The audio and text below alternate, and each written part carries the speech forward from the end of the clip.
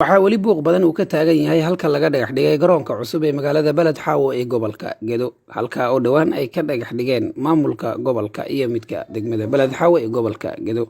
Qaar ka mid ah bulshada magaalada Balad Xaawo ayaa cabasho ka muujiyay halka laga dhagax dhigay garoonka, waxaana ay sheegeen in dhulka garoonka laga dhagax dhigay iyagu ay leeyihiin ayna haystaan warqadaha sharciga ee lahaanshiyaha dhulka.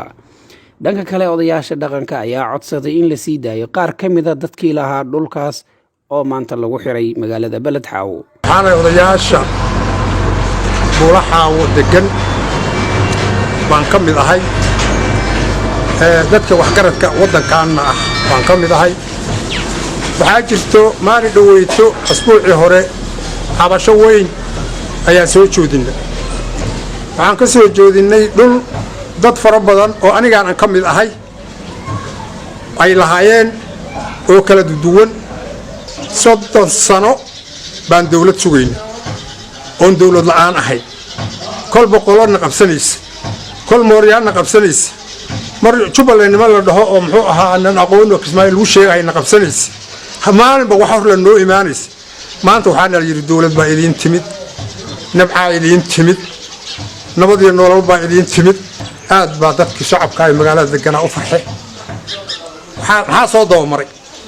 waxaa soo dabamartay masaakiintii dhulkoodii oo magaalada dhexdeeda oo xuduudka qarkiisa ah.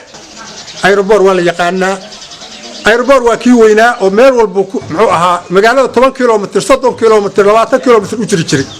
magaalo aeroboor baa loo burburinayaa la leeyahay cusub oo waa loo xaaqayaa la leeyahay.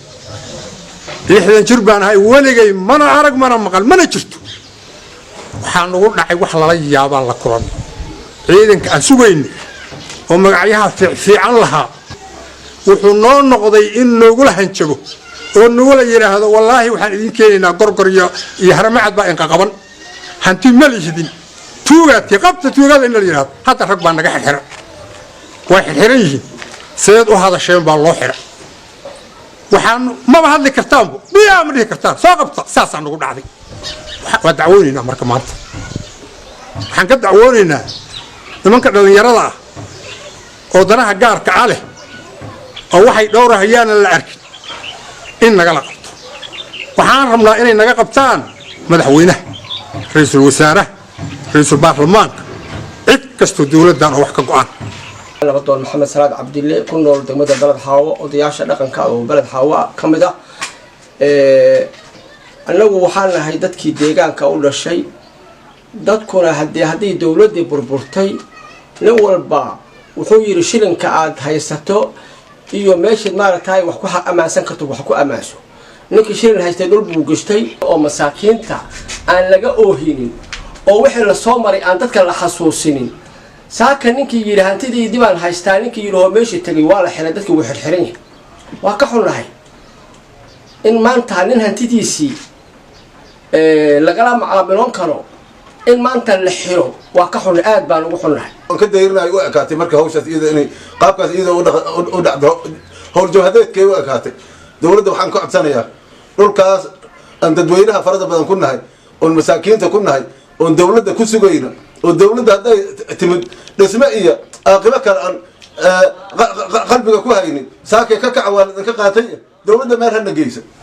waxaan ka cabanaynaa dhul anagu aan deegaan u leenahay oo aan wax naga degan yihiin oo aan deganahaybo oo aan hantidanada ku mulkinay oo aan lacag kala baxnay oo guriga ka dhisanay haddana dhismihiisu nagu socdaan laga qaato waana lagu dul habsada.